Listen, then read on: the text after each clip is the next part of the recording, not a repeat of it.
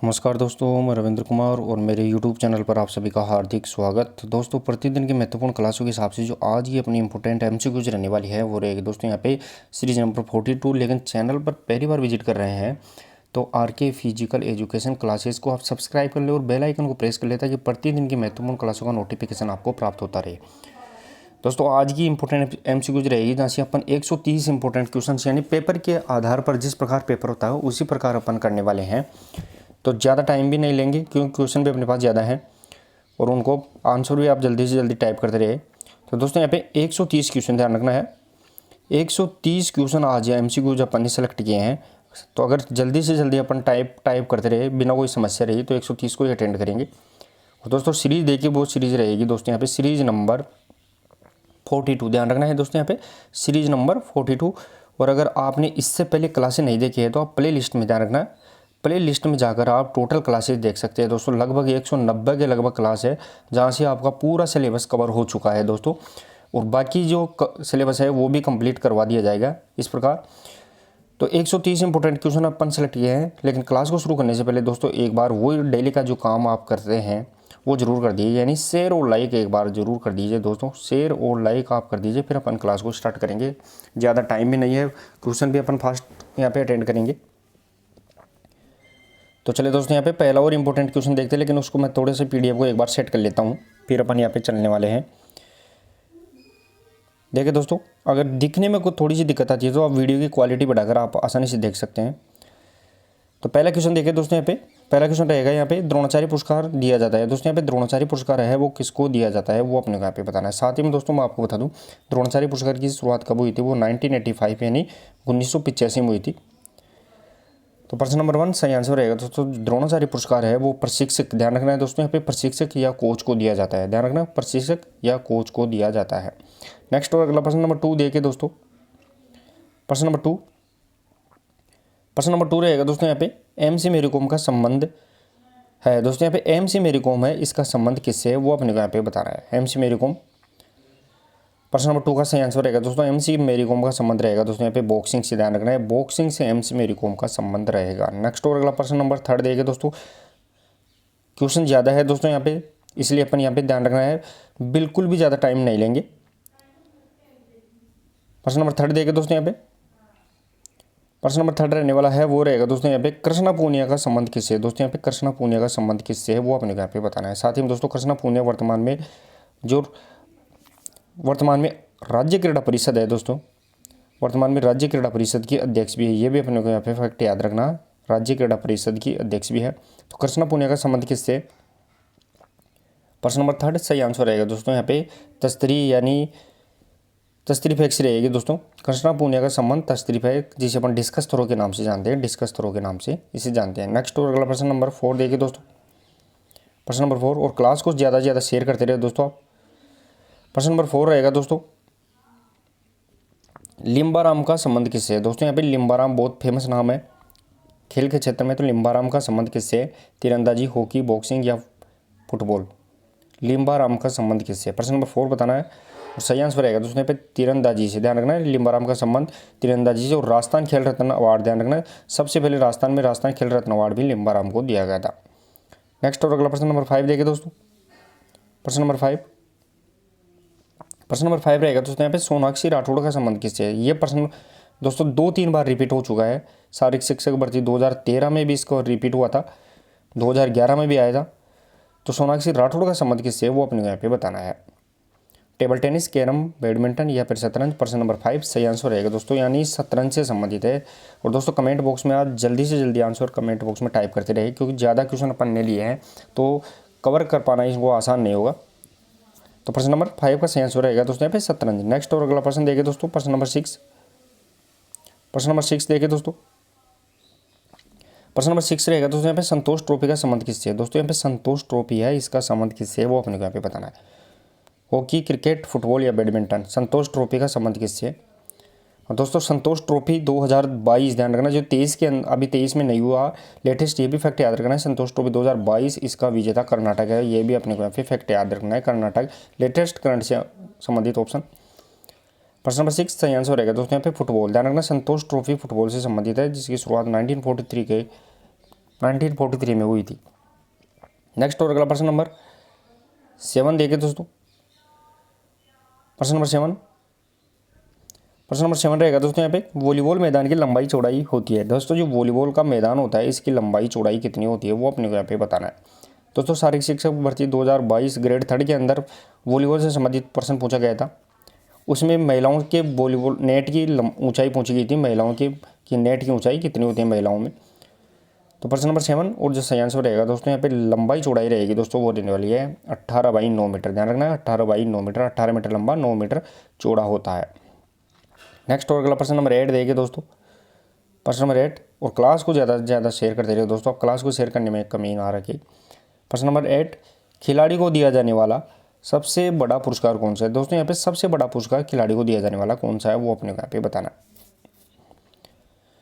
प्रश्न नंबर 8 दोस्तों सही आंसर रहेगा दोस्तों प्रश्न नंबर 8 का, खिलाड़ी को दिया जाने वाला सबसे बड़ा पुरस्कार वो रहेगा राजीव गांधी खेल रत्न पुरस्कार, जिसका वर्तमान नाम ध्यान रखना है दोस्तों मेजर ध्यानचंद खेल रत्न अवार्ड। इसका वर्तमान नाम क्या है, मेजर ध्यानचंद खेल रत्न अवार्ड। और इसमें कितनी राशि दी जाती है दोस्तों, 25 लाख रुपए इसके अंदर इनामी राशि दी जाती है।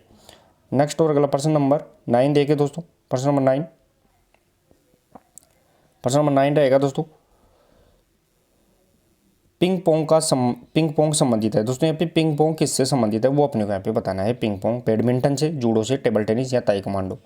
पिंग पोंग दोस्तों पिंग पोंग, साथ ही में गोसिमा वीएफ ये जो नाम है पिंग पोंग हो गया, गोसिमा वीएफ ये सभी नाम किसके हैं, तो यहाँ पे टेबल टेनिस यानी टीटी से संबंधित रहेंगे दोस्तों। नेक्स्ट और अगला प्रश्न नंबर 10 देखिए दोस्तों। प्रश्न नंबर 10 देखिए दोस्तों, फिर मैं इसको एक बार एडजस्ट कर लेता हूँ वापस से।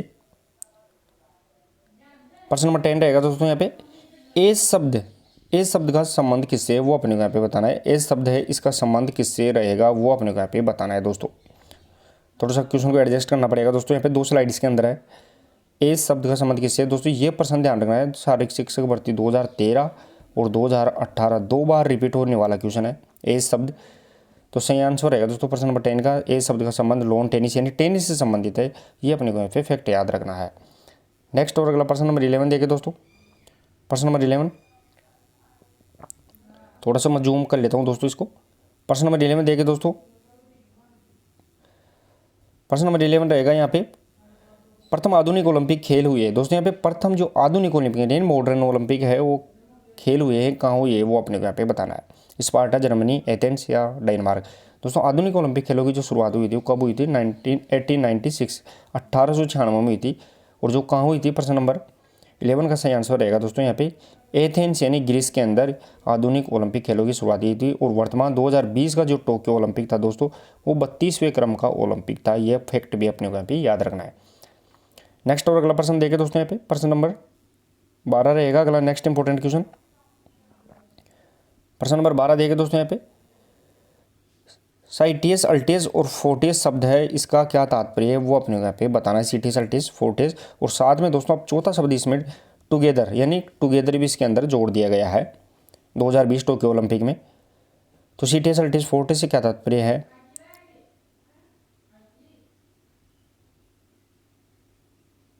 प्रश्न नंबर 12 और सही आंसर रहेगा दोस्तों यहाँ पे सीटियस, अल्टियस, फोर्टियस, जिसे अपन फास्टर, हायर और स्ट्रोंगर के नाम से भी जान सकते हैं। साथ में टुगेदर है, इसे अपन कम्युनेटर के नाम से भी जानते हैं, ये अपने को यहाँ पे फैक्ट याद रखना है। नेक्स्ट और अगला प्रश्न नंबर 13 देखें दोस्तों। प्रश्न नंबर 13 रहेगा दोस्तों यहाँ पे अपूर्वी चंदेला का संबंध किससे है। दोस्तों जो अपूर्वी चंदेला है इसका संबंध किससे है वो अपने को यहाँ पे बताना है। दोस्तों अपूर्वी चंदेला कहाँ की निवासी है, तो वो जयपुर, ध्यान रखना है जयपुर की निवासी है अपूर्वी चंदेला, जो कॉमनवेल्थ गेम 2020 टोक्यो में भी गई थी अपूर्वी चंदेला। प्रश्न नंबर 13 सही आंसर रहेगा दोस्तों यहाँ पे निशानेबाजी से संबंधित है, यानी शूटिंग से संबंधित रहेगी, लेकिन ओलंपिक में मेडल जीत कर नहीं लाई है, ये भी अपने को फैक्ट याद रखना है। नेक्स्ट और अगला प्रश्न नंबर 14 देखें दोस्तों। प्रश्न नंबर 14 रहेगा दोस्तों यहाँ पे अभिजीत गुप्ता का संबंध किससे है। दोस्तों अभिजीत गुप्ता है, इसका संबंध किससे है वो अपने को यहाँ पे बताना। निशानेबाजी, शतरंज, एथलेटिक्स, क्रिकेट। और दोस्तों क्लास को शेयर और लाइक आप करते रहे दोस्तों, शेयर और लाइक में आप कमी ना रखिए। आज अपने को रिकॉर्ड 50 से ज़्यादा लाइव की संख्या पहुंचानी है, तो एक बार जरूर आप शेयर करें सभी दोस्त। प्रश्न नंबर 14 देखें दोस्तों यहाँ पे, अभिजीत गुप्ता का संबंध किससे है? प्रश्न नंबर 14 सही आंसर रहेगा दोस्तों यहाँ पे शतरंज यानी चेस से संबंधित है। और अभिजीत गुप्ता दोस्तों भीलवाड़ा का निवासी है, ध्यान रखना है, भीलवाड़ा से संबंधित रखता है। नेक्स्ट और अगला प्रश्न नंबर 15, प्रश्न नंबर 15 देखे दोस्तों। प्रश्न नंबर 15 रहेगा दोस्तों यहाँ पे डॉक्टर PM जोसेफ पहले प्राचार्य थे। दोस्तों जो डॉक्टर PM जोसेफ है वो पहले प्राचार्य कौन सी संस्था के या इंस्टीट्यूट के पहले प्राचार्य थे, वो अपने को यहाँ पे बताना है। प्रश्न नंबर 15 का आंसर बताना है और सही आंसर रहेगा दोस्तों जो PM जोसेफ थे दोस्तों वो यहाँ पे ध्यान रखना है लक्ष्मीबाई राष्ट्रीय शारीरिक शिक्षा एवं खेल संस्थान जो ग्वालियर में स्थित है उसके यहाँ पे प्राचार्य थे, जिसकी स्थापना 1956-57 में हुई थी। वो भी फैक्ट याद रखना है, यानी LNIP यहाँ पे ध्यान रखना है, इसकी स्थापना 1956-57 में हुई थी।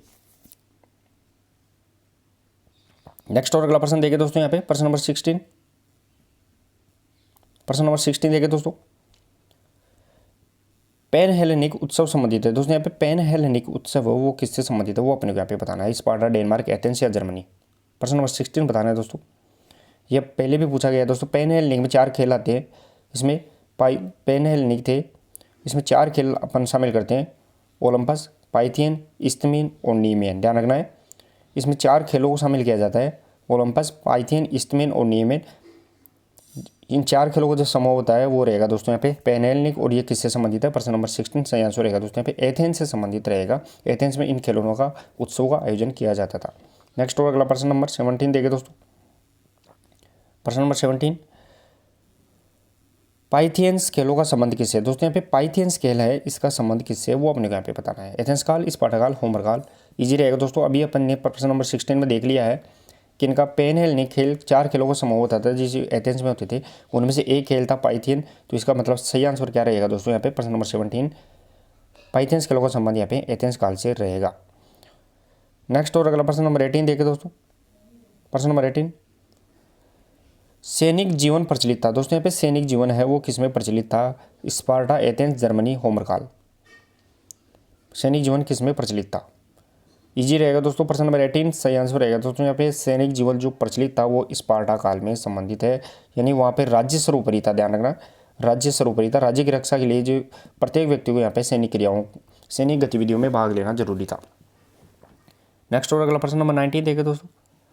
प्रश्न नंबर 19, प्रश्न नंबर 19 रहेगा दोस्तों यहाँ पे भारतीय शिक्षा आयोग की शुरुआत हुई। दोस्तों जो भारतीय शिक्षा आयोग है इसकी शुरुआत कब हुई है? दोस्तों शारीरिक शिक्षक ग्रेड 2022 थर्ड के अंदर यह प्रश्न पूछा गया था। ध्यान रखना है शारीरिक शिक्षक भर्ती 2022 थर्ड ग्रेड में प्रश्न पूछा गया। भारतीय शिक्षा आयोग की शुरुआत कब हुई है वो अपने को यहाँ पे बताना है।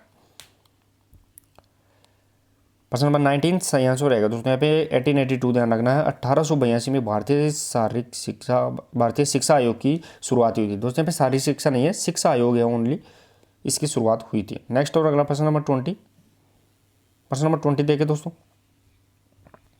प्रश्न नंबर 20 रहेगा दोस्तों यहाँ पे अर्जुन पुरस्कार की शुरुआत हुई। दोस्तों यहाँ पे अर्जुन पुरस्कार है, इसकी शुरुआत कब हुई है वो अपने को यहाँ पे बताना है। अर्जुन पुरस्कार में दोस्तों जो इनामी राशि दी जाती है वो 15 लाख रुपए इसके अंदर दी जाते हैं वर्तमान में। और अर्जुन पुरस्कार 2022 ध्यान रखना है दोस्तों। यहाँ पे मैं आपको करंट जीके से संबंधित फैक्ट भी बता रहा हूँ। अर्जुन पुरस्कार 2022 ध्यान रखना कितने खिलाड़ियों को दिया गया था? तो ध्यान रखना है 25 खिलाड़ियों को दिया गया था, जिसमें राजस्थान से 2 खिलाड़ी अर्जुन पुरस्कार से सम्मानित हुए हैं, ओम प्रकाश मिटारवाल और साक्षी कुमारी जो कबड्डी से संबंधित है। 2 खिलाड़ियों को दिया गया है। तो प्रश्न नंबर 20 और जो सही आंसर रहेगा दोस्तों रहेगा वो अर्जुन पुरस्कार की शुरुआत 1961 के अंदर हुई है।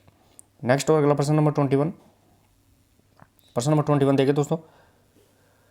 श्री हनुमान व्यायाम प्रसारक मंडल स्थित है। दोस्तों HVPM हनुमान व्यायाम प्रसारक मंडल, जिसे अपन HVPM के नाम से जानते हैं, हनुमान व्यायाम प्रसारक मंडल, जिसकी शुरुआत 1914 में हुई थी। दोस्तों यहाँ पे इसकी स्थापना 1914 में हुई थी।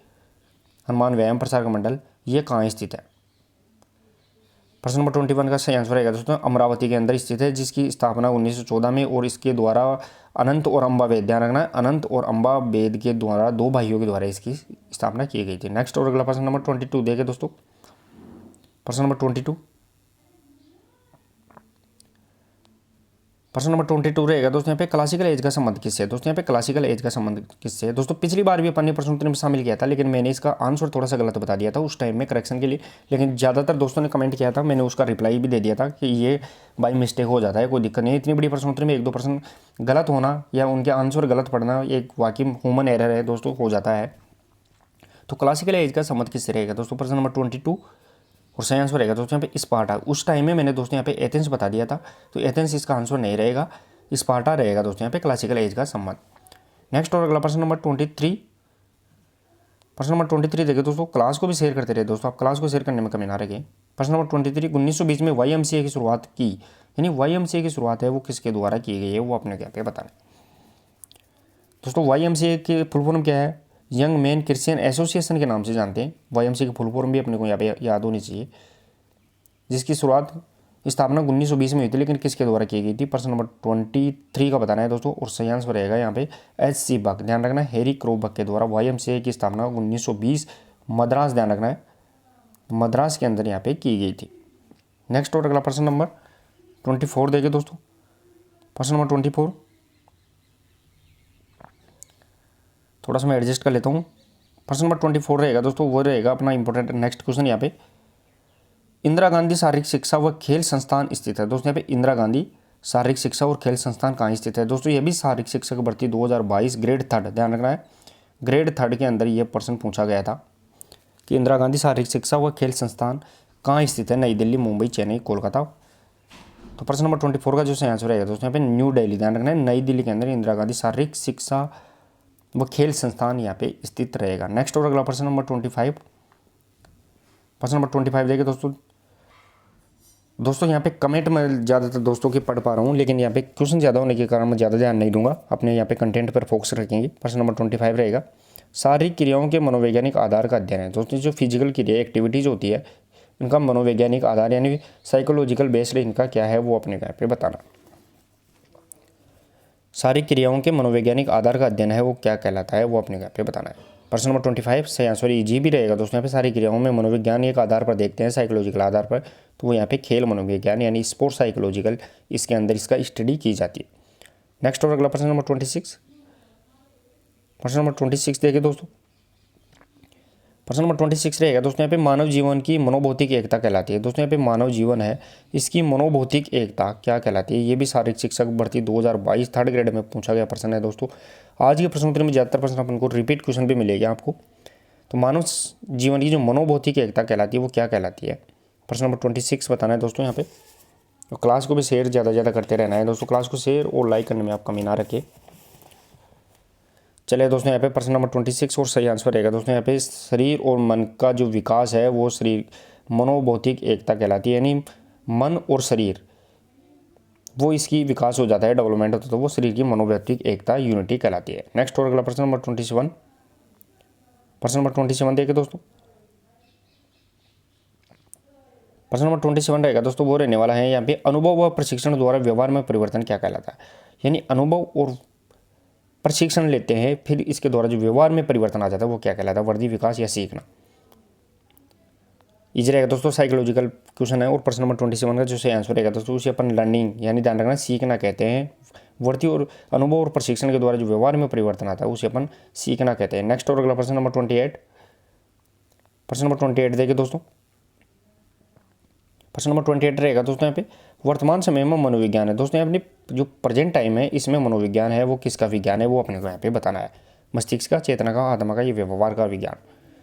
दोस्तों आज 130 प्रश्न अपन ने सेलेक्ट किए हैं, उनमें से मैं आपको गारंटी के साथ बता सकता हूँ अगर आपने थोड़ी बहुत भी तैयारी की है तो कम से कम आपको 120% इसमें सही होनी चाहिए।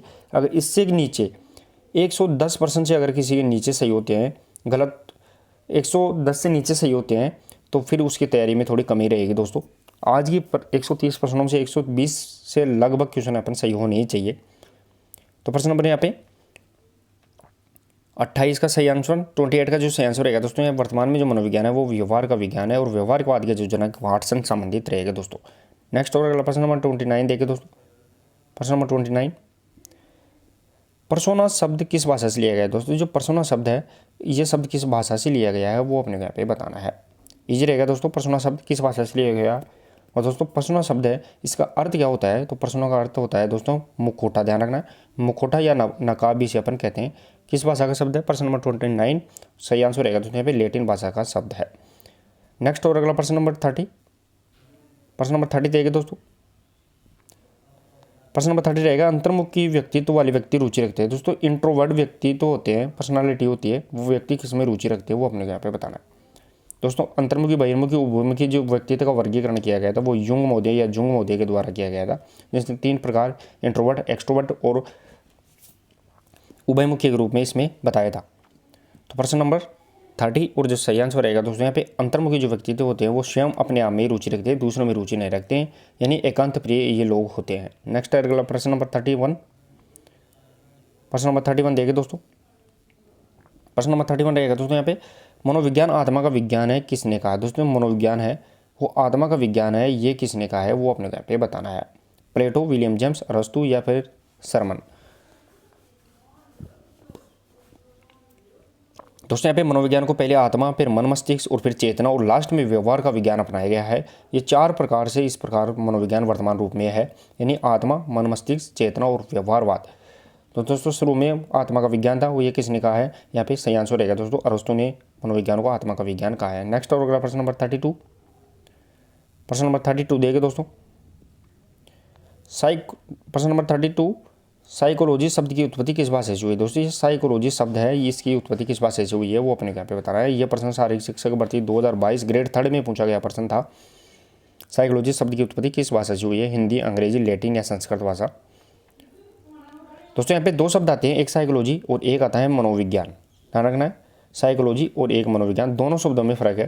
तो साइकोलॉजी शब्द और मनोविज्ञान शब्द अलग अलग होते हैं दोस्तों, दोनों में शब्दों में फ़र्क है, कौन सी भाषा से लिए गए हैं। तो प्रश्न नंबर 32 और सही आंसर रहेगा दोस्तों साइकोलॉजी शब्द है, ये इसकी उत्पत्ति लैटिन भाषा से हुई है। सही आंसर रहेगा लैटिन भाषा, और मनोविज्ञान शब्द की उत्पत्ति वो यूनानी भाषा से हुई है। नेक्स्ट और अगला प्रश्न नंबर 33, प्रश्न नंबर 33 देखें दोस्तों, क्लास को शेयर करने में कमी ना रखे। दोस्तों क्लास को भी शेयर करते रहे। प्रश्न नंबर 33 रहेगा दोस्तों यहाँ पे किंडरगार्टन पद्धति का विकास किसने किया। दोस्तों यहाँ पे किंडरगार्टन पद्धति है, इसका विकास है वो किसने किया है वो अपने यहाँ पे बताना है। दोस्तों यहाँ पे किंडरगार्टन ये छोटे बच्चों से शिक्षा देने के लिए, छोटे बच्चे होते हैं उनको शिक्षित करने के लिए ये एजुकेशन पद्धति या विधि होती है। तो किंडरगार्टन पद्धति के जो विकास करने वाला रहेगा प्रश्न नंबर 33 सही आंसर रहेगा दोस्तों यहाँ पे फ्रोवेल महोदय के द्वारा किंडरगार्टन पद्धति का विकास किया गया। नेक्स्ट और अगला प्रश्न नंबर 34, प्रश्न नंबर 34 देखिए दोस्तों, प्रश्न नंबर 34 रहेगा दोस्तों यहाँ पे साइको का अर्थ क्या है। दोस्तों यहाँ पे साइको है, इसका अर्थ क्या है वो अपने को यहाँ पे बताना है। दोस्तों साइकोलॉजी 2 शब्दों से मिलकर बना है, एक साइको दूसरा लॉजी। तो साइको का अर्थ क्या होता है, इजी रहेगा दोस्तों। प्रश्न नंबर यहाँ पे 34 और जो सही आंसर रहेगा दोस्तों साइको का अर्थ आत्मा होता है। ध्यान रखना, साइको का अर्थ आत्मा, और जो लॉजी होती है दोस्तों, लॉजी का अर्थ होता है अध्ययन। ध्यान रखना अध्ययन, इस प्रकार आत्मा का अध्ययन साइकोलॉजी होता है। लेकिन वर्तमान में दोस्तों इसका जो साइकोलॉजी का अर्थ निकालते हैं वो व्यवहारवाद से निकाला जाता है। नेक्स्ट और अगला प्रश्न नंबर 35, प्रश्न नंबर 35 देखिए दोस्तों, पाठ योजना के भाग है। दोस्तों यहाँ पे लेसन प्लान है, इस लेसन प्लान के भाग या इसके पार्ट कौन से रहेंगे वो अपने यहाँ पे बताना है। एकत्रीकरण, प्रस्तावित व्यायाम, कौशलाभ्यास या उपरोक्त सभी। लेसन प्लान 2 प्रकार की होती है दोस्तों यहाँ पे, जनरल और स्पेसिफिक, यानी सामान्य और विशिष्ट पाठ योजना होती है। तो प्रश्न नंबर यहाँ पे 35 सही आंसर रहेगा दोस्तों वो रहने वाला है उपरोक्त सभी। ये सभी भाग है, पार्ट है वो लेसन प्लान के रहेंगे दोस्तों। नेक्स्ट और अगला प्रश्न नंबर 36 देखिए दोस्तों, प्रश्न नंबर 36 प्रतियोगिताओं के प्रकार है। दोस्तों ये जो टूर्नामेंट है, टूर्नामेंट के टाइप्स ऑफ टूर्नामेंट है वो अपने यहाँ पे बताना है। प्रतियोगिता के प्रकार, दोस्तों प्रतियोगिताएं कितने प्रकार की होती है। दोस्तों मुख्यतम प्रतियोगिताएं 4 प्रकार की होती है, वो अपने यहाँ पे ध्यान रखना है। तो प्रश्न नंबर 36 का सही आंसर रहेगा दोस्तों यहाँ पे प्रतियोगिताओं के प्रकार है उपरोक्त सभी। तो 4 प्रकार होते हैं, उसमें से नॉकआउट, लीग, चैलेंज और कॉम्बिनेशन। चौथा जो 3 प्रकार तो यहाँ पे दिए गए हैं, और जो चौथा प्रकार है उसे अपन संयुक्त प्रतियोगिता के नाम से जानते हैं, यानी कॉम्बिनेशन प्रतियोगिता रहेगी दोस्तों। नेक्स्ट और अगला प्रश्न नंबर 37, प्रश्न नंबर 37 देखिए दोस्तों, थोड़ा सा मैं जूम आउट कर लेता हूँ इसको। प्रश्न नंबर 37, शारीरिक शिक्षा में जनसंपर्क आवश्यक है। दोस्तों फिजिकल एजुकेशन के अंदर जो जनसंपर्क किया जाता है वो क्यों आवश्यक है वो अपने यहाँ पे बताना है। शारीरिक योग्यता के लिए, स्वास्थ्य के लिए, शारीरिक शिक्षा के उद्देश्य के लिए या उपरोक्त सभी के लिए फिजिकल एजुकेशन में जनसंपर्क किया जाता है, वो क्यों किया जाता है। प्रश्न नंबर 37 सही आंसर रहेगा दोस्तों यहाँ पे उपरोक्त सभी, ध्यान रखना इन सभी क्रियाओं के लिए फिजिकल एजुकेशन के अंदर जनसंपर्क किया जाता है। नेक्स्ट और अगला प्रश्न नंबर 38, प्रश्न नंबर 38 देखिए दोस्तों, प्रश्न नंबर 38 रहेगा दोस्तों यहाँ पे बाई का संबंध है। दोस्तों जो बाई है इसका संबंध किससे, वो अपने को यहाँ पे बताना है। जो बाई है इसका संबंध किससे, प्रतियोगिता से, जनसंपर्क, शिविर या फिर पाठ योजना। इजीली रहेगा दोस्तों प्रश्न नंबर 38। जो 22 का संबंध होता है वो प्रतियोगिता यानी टूर्नामेंट से संबंधित होता है। सही आंसर रहेगा दोस्तों यहाँ पे टूर्नामेंट, प्रतियोगिता। नेक्स्ट और अगला प्रश्न नंबर 39, प्रश्न नंबर 39 देखें दोस्तों, प्रश्न नंबर 39 रहेगा दोस्तों यहाँ पे पिरामिड टूर्नामेंट का संबंध है। दोस्तों जो पिरामिड टूर्नामेंट है इसका संबंध किससे, वो अपने को यहाँ पे बताना है। चैलेंज, लीग, नॉकआउट या उपरोक्त में से कोई नहीं। यानी जो पिरामिड टूर्नामेंट है ये किसका भाग रहेगा, ये पूछा गया है। प्रश्न नंबर यहाँ पे 39 और जो सही आंसर रहेगा दोस्तों वो रहने वाला है यहाँ पे पिरामिड टूर्नामेंट है वो चैलेंज टूर्नामेंट का पार्ट रहेगा। दोस्तों मुख्यतः 4 प्रकार के टूर्नामेंट, उनमें से चैलेंज टूर्नामेंट इसका पार्ट रहेगा पिरामिड टूर्नामेंट। दोस्तों यहाँ पे पिरामिड टूर्नामेंट, पिरामिड हो गया, कोवेव हो गया, लेडर हो गया, ये सभी चैलेंज टूर्नामेंट के टाइप होते हैं। नेक्स्ट और अगला प्रश्न नंबर 40, प्रश्न नंबर 40 देखिए दोस्तों, मनोरंजन खेल का एक भाग है। दोस्तों यहाँ पे मनोरंजन है वो खेल का एक भाग है, किसका एक भाग है, वो अपने यहाँ पे बताना है। यानी मनोरंजन खेल एक भाग है, किसका है, यानी रिक्रिएशनल एक्टिविटी। दोस्तों यहाँ पे मनोरंजन का मतलब हो गया जो रिक्रिएशनल एक्टिविटीज होती है वो किसका पार्ट होती है। लेसन प्लान, जनसंपर्क, शिविर या निर्देशन। प्रश्न नंबर 40 और सही आंसर रहेगा दोस्तों यहाँ पे पाठ योजना या लेसन प्लान का एक पार्ट होता है रिक्रिएशन एक्टिविटीज, वो अपने को यहाँ पे ध्यान रखना है। नेक्स्ट और अगला प्रश्न नंबर 41, प्रश्न नंबर 41 देखें दोस्तों, आदेश का संबंध है। दोस्तों आदेश का संबंध किससे, वो अपने को यहाँ पे बताना है। आदेश का संबंध किससे, दोस्तों इजी रहेगा। शारीरिक शिक्षक, जो शारीरिक शिक्षक भर्ती 2013 थी, इसमें सीधा सीधा ये प्रश्न पूछा गया था, आदेश का संबंध किससे। दोस्तों आदेश हिंदी शब्द है और आदेश को अपन इंग्लिश में पूछे तो इसको अपन कमांड के नाम से जानते हैं, ध्यान रखना कमांड। तो आदेश का संबंध किससे रहेगा, प्रश्न नंबर 41 कमांड से रहेगा। दोस्तों इसका इंग्लिश वर्जन ही इसका आंसर निकल के आ गया। नेक्स्ट और अगला प्रश्न नंबर 42, प्रश्न नंबर 42 देखे दोस्तों क्लास को भी शेयर करते रहे, आप क्लास को शेयर करने में बहुत कमी रखते हैं। प्रश्न नंबर 42, खाली समय का सदुपयोग होता है। दोस्तों जो खाली समय होता है उसका सदुपयोग होता है वो क्या कहलाता है, वो अपने को यहाँ पे बताना है। यानी निर्देशन, जनसंपर्क, पिकनिक या उपरोक्त में से कोई नहीं। खाली समय होता है जिसे अपन लाइजर के नाम से जानते हो, लाइजर अपन खाली समय को बोलते हैं। तो प्रश्न नंबर 42 और जो सही आंसर रहेगा दोस्तों वो रहने वाला है पिकनिक होता है। दोस्तों यहाँ पे खाली समय का उपयोग पिकनिक या शिविर, ध्यान रखना है शिविर से संबंधित होता है। नेक्स्ट और अगला प्रश्न नंबर 43, प्रश्न नंबर 43 देखें दोस्तों, सभी टीमों को एक दूसरे के साथ खेलना होता है तो वो कौन सा टूर्नामेंट होगा। यानी सभी टीमें एक दूसरे के साथ खेलेगी तो वो कौन सा टूर्नामेंट होगा, नॉकआउट, कॉम्बिनेशन, लीग या फिर चैलेंज। दोस्तों 4 प्रकार की जो प्रतियोगिता होती है वो अपने यहाँ पे दे रखी है। चारों ही प्रकार की प्रतियोगिता है, ये ध्यान रखना। मुख्यतः 4 प्रकार की प्रतियोगिताएं होती है, लेकिन एक दूसरे के साथ खेलना है तो फिर कौन सी प्रतियोगिता यहाँ पे करवाई जाएगी। प्रश्न नंबर 43 का सही आंसर रहेगा दोस्तों यहाँ पे लीग प्रतियोगिता यहाँ पे करवाई जाएगी। यानी एक दूसरे के साथ मैच खेलना है तो लीग प्रतियोगिता। नेक्स्ट और अगला प्रश्न नंबर 44, प्रश्न नंबर 44 देखिए दोस्तों, डिसमिसल भाग है। दोस्तों यहाँ पे डिसमिसल भाग है वो किसका है, वो अपने यहाँ पे बताना है। पाठ योजना, शिक्षण विधि, प्रतियोगिता या निर्देशन। डिसमिसल यानी लास्ट में बोलते हैं अपन डिसमिसल, किसी भी चीज़ को खत्म करते हैं। तो सही आंसर रहेगा प्रश्न नंबर 44 का वो रहेगा दोस्तों यहाँ पे डिसमिसल भाग, वो लेसन प्लान या पाठ योजना का भाग रहेगा। नेक्स्ट और अगला प्रश्न नंबर 45, प्रश्न नंबर 45 देखिए दोस्तों, फार्ट लेक का संबंध है। दोस्तों यहाँ पे फार्ट लेक है, इसका संबंध किससे है, वो अपने यहाँ पे बताना है। सबसे पहले दोस्तों यहाँ पे फार्ट लेक जो शब्द है वो किस भाषा का शब्द है, तो स्वीडिश, ध्यान रखना है स्वीडिश भाषा का शब्द है। बहुत बार ये प्रश्न पूछा जाता है। और इसका संबंध किससे रहेगा दोस्तों यहाँ पे, प्रश्न नंबर 45 सही आंसर रहेगा दोस्तों यहाँ पे सहनशीलता, ध्यान रखना है सहनशीलता, जिसे अपन एंडोरेंस के नाम से जानते हैं, इसका संबंध रहेगा दमखम के नाम से, इसे अपन जानते हैं दमखम। ये अपने यहाँ पे फैक्ट याद रखना। नेक्स्ट और अगला प्रश्न नंबर 46 देखिए दोस्तों, प्रश्न नंबर 46, स्पीड प्ले का संबंध किससे है। दोस्तों यहाँ पे स्पीड प्ले है, इसका संबंध किससे है वो अपने यहाँ पे बताना है। सर्किट ट्रेनिंग, निरंतर ट्रेनिंग, इंटरवल या fartlek training. Circuit training, speed play का संबंध किससे है, प्रश्न नंबर 46 बताना है। चले दोस्तों यहाँ पे प्रश्न नंबर 46 और सही आंसर रहेगा दोस्तों, यानी फार्ट लेग होता है, इसका दूसरा नाम स्पीड प्ले भी इसे कहते हैं, जो स्वीडिश शब्द है और इसका अर्थ अपन ने सहनशीलता देख लिया है, एंडोरेंस रहेगा, यह भी अपने को यहाँ पे फैक्ट याद रखना है दोस्तों। इनका अल्टरनेट प्रश्न पूछा जाता है, फार्ट लेग किस का संबंध किससे है, तो स्पीड प्ले का संबंध किससे है, तो फार्ट लेग, या फिर ये कौन सी भाषा का शब्द है, तो वो स्वीडिश। इस प्रकार 3 प्रश्न इसमें घुमाए जाते हैं बार बार। नेक्स्ट और अगला प्रश्न नंबर 47, प्रश्न नंबर 47 देखिए दोस्तों, प्रश्न नंबर 47, आइसोटोनिक व्यायाम का संबंध किससे है, दोस्तों आइसोटोनिक व्यायाम है वो इसका संबंध किससे है।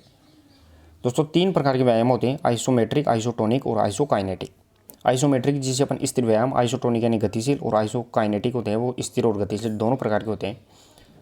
तो आइसोटोनिक का अर्थ क्या हुआ, व्यायाम का संबंध किससे है, वो अपने यहाँ पे बताना। प्रश्न नंबर 47 और सही आंसर रहेगा दोस्तों यहाँ पे शक्ति। ध्यान रखना, आइसोटोनिक का जो संबंध व्यायाम का संबंध है वो शक्ति यानी स्ट्रेंथ से संबंधित होता है, शक्ति से संबंधित होता है। ध्यान रखना है दोस्तों यहाँ पे स्ट्रेंथ। नेक्स्ट और अगला प्रश्न नंबर 48 देखिए दोस्तों, प्रश्न नंबर 48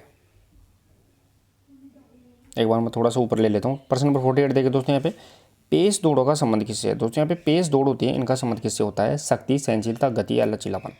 पेस दौड़ों का संबंध किससे होता है। चले दोस्तों यहाँ पे प्रश्न नंबर 48 का सही आंसर रहेगा दोस्तों, पेस दौड़ों का जो संबंध होता है वो रहेगा दोस्तों यहाँ पे गति से, यानी स्प्रिंट दौड़ होती है, इन्हें अपन पेस दौड़ों के नाम से जानते हैं। नेक्स्ट और अगला प्रश्न नंबर 49, प्रश्न नंबर 49 देखिए दोस्तों, शारीरिक शिक्षक में गुण होने चाहिए, दोस्तों जो फिजिकल टीचर होता है इसमें कौन से गुण होने चाहिए वो अपने यहाँ पे बताना है। निपुण, कुशलता होनी चाहिए, व्यक्तित्व अच्छा होना चाहिए, नेतृत्व होना चाहिए, या फिर उपरोक्त सभी होना चाहिए। एक फिजिकल टीचर होता है उसमें कौन से गुण होने चाहिए, प्रश्न नंबर 49 बताना है, और सही आंसर रहेगा दोस्तों यहाँ पे उपरोक्त सभी, यानी सभी इनमें गुण होने चाहिए। नेक्स्ट और अगला प्रश्न नंबर 50, प्रश्न नंबर 50 देखिए दोस्तों, प्रश्न नंबर 50 रहेगा दोस्तों यहाँ पे डायनेमिक जो शब्द है इसका शब्द का संबंध किससे है, डायनेमिक का संबंध किससे है वो अपने यहाँ पे बताना है। दोस्तों 2 शब्द आते हैं, एक स्टैटिक और एक डायनेमिक। स्टैटिक यानी स्थिर और डायनेमिक यानी गतिशील होता है। तो गति किससे मिलती है, प्रश्न नंबर यहाँ पे 50 सही आंसर रहेगा दोस्तों, बल लगाने से अपने को गति मिलती है। तो डायनेमिक का संबंध यहाँ पे बल या फोर्स से संबंधित रहेगा। नेक्स्ट और अगला प्रश्न नंबर 51, दोस्तों प्रश्न नंबर 51 को थोड़ा एडजस्ट करना पड़ेगा आपको, पर 2 स्लाइड्स के अंदर इसका आंसर मिलेगा आपको। देखिए दोस्तों यहाँ पे प्रश्न नंबर 51 वो रहेगा दोस्तों यहाँ पे, आज हमें भगवद गीता की नहीं बल्कि फुटबॉल के मैदानों की आवश्यकता है। दोस्तों यहाँ भगवद गीता की आवश्यकता नहीं बल्कि फुटबॉल के मैदानों की आवश्यकता है, ये कथन किसने कहा है वो अपने यहाँ पे बताना है। दोस्तों ये डेफिनेशन है, बहुत इंपॉर्टेंट डेफिनेशन है और इजी भी रहेगी, बार बार रिपीट होने वाली डेफिनेशन है, बहुत बार पूछा जाता है ये। थोड़ा सा मैं इसको ऊपर कर लेता हूँ दोस्तों यहाँ पे। तो इसका सही आंसर रहेगा दोस्तों वो रहने वाला है, आज हमें भगवद गीता की नहीं बल्कि फुटबॉल के मैदानों की आवश्यकता है। प्रश्न नंबर 51 सही आंसर रहेगा दोस्तों, स्वामी विवेकानंद के द्वारा यह डेफिनेशन दी गई है। नेक्स्ट और अगला प्रश्न नंबर 52 देगा दोस्तों, प्रश्न नंबर 52, प्रश्न नंबर 52 रहेगा दोस्तों, गति के विकास की विद्या कौन सी है। दोस्तों स्पीड होती है, इस स्पीड को डेवलपमेंट करने के लिए कौन सी यहाँ पे मेथड अपनाई जाती है, त्वरण दौड़, पेस दौड़, उपरोक्त दोनों या उपरोक्त में से कोई नहीं। प्रश्न नंबर 50 सही आंसर रहेगा दोस्तों, यहाँ पे स्पीड के जो डेवलपमेंट के लिए जो टेक्निक अपनाई जाती है वो दोनों रहेगी दोस्तों, यानी त्वरण दौड़ भी होती है और पेस दौड़ भी होती है, यानी इसमें छोटे छोटे टुकड़ों में दौड़ की जाती है, यहाँ पे स्प्रिंट एक साथ लगवाई जाती है। नेक्स्ट और अगला प्रश्न नंबर 53, प्रश्न नंबर 53 देखिए दोस्तों, प्रयास एवं पुनः शक्ति प्राप्ति का सिद्धांत आधारित है। दोस्तों यानी प्रयास और पुनः शक्ति का जो प्राप्ति का सिद्धांत है वो किस पर आधारित रहेगा वो अपने यहाँ पे बताना है। अंतराल प्रशिक्षण विधि, निरंतर, फार्टलेग प्रशिक्षण या उपरोक्त में से कोई नहीं। इजी रहेगा दोस्तों, प्रयास और पुनः शक्ति यानी ऊर्जा वापस लेना फिर खर्च करना, फिर ऊर्जा लेना वापस खर्च करना। प्रश्न नंबर यहाँ पे 53 और जो सही आंसर रहेगा दोस्तों वो रहने वाला है यहाँ पे इंटरवल ट्रेनिंग मेथड, अंतराल प्रशिक्षण विधि के द्वारा ये सिद्धांत लागू होता है।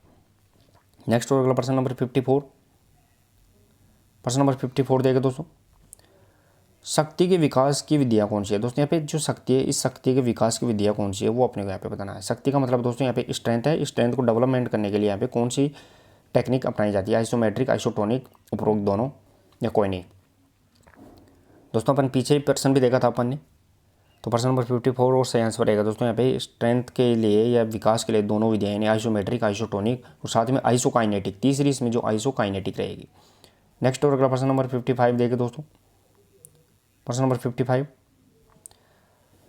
मानव शरीर की सबसे लंबी हड्डी कौन सी है दोस्तों। यहाँ पे सबसे लंबी हड्डी यानी लॉन्गेस्ट बोन पूछी गई है, सबसे लंबी हड्डी कौन सी है वो अपने यहाँ पे बताना है। सबसे लंबी हड्डी कौन सी है वो अपने यहाँ पे बताना है दोस्तों। तो प्रश्न नंबर यहाँ पे 55 और सही आंसर रहेगा दोस्तों। मानव शरीर की सबसे लंबी हड्डी फीमर होती है दोस्तों, और फीमर किस में होती है तो वो जांग में रहेगी दोस्तों। प्रश्न नंबर 55 सही आंसर रहेगा दोस्तों यहाँ पे फीमर। नेक्स्ट और अगला प्रश्न नंबर 56 देखिए दोस्तों। प्रश्न नंबर 56, मानव शरीर में कुल कितनी हड्डियाँ होती है दोस्तों। मानव शरीर में कुल कितनी हड्डियाँ होती है ये अपने को यहाँ पे बताना है। प्रश्न नंबर 2013 शारीरिक शिक्षा ग्रेड नंबर 3 पूछा गया प्रश्न था दोस्तों ये। तो मानव शरीर में कुल कितनी हड्डियाँ होती है। प्रश्न नंबर यहाँ पे 56 सही आंसर रहेगा दोस्तों। 206 हड्डियाँ मानव शरीर में टोटल होती है। उसमें से अगर देखें तो अपन दो प्रकार का कंकाल तंत्र को अपन दो भागों में बांटते हैं। उपांगीय के अंदर उपांगीय 126 और अक्षीय कंकाल में 80, इस प्रकार टोटल 206 हड्डियाँ होती है। नेक्स्ट और अगला प्रश्न नंबर 57। प्रश्न नंबर 57 देखें दोस्तों यहाँ पे जीवन की सबसे छोटी इकाई कौन सी है दोस्तों। यहाँ पे जीवन की सबसे छोटी इकाई बोल सकते हैं अपन, क्रियात्मक इकाई, संरचनात्मक इकाई बोल सकते हैं, वो कौन सी है अपने को यहाँ पे बताना है। यानी जीवन किससे मिलकर बना है वो अपने को यहाँ पे बताना। प्रश्न नंबर 57 का जो सही आंसर रहेगा दोस्तों वो रहने वाला है कोशिका जीवन की सबसे छोटी और क्रियात्मक और संरचनात्मक इकाई होती है। यानी सेल ऑफ बॉडी होती है वो शरीर की सबसे छोटी इकाई होती है। नेक्स्ट और अगला प्रश्न नंबर 58। प्रश्न नंबर 58 देखें दोस्तों।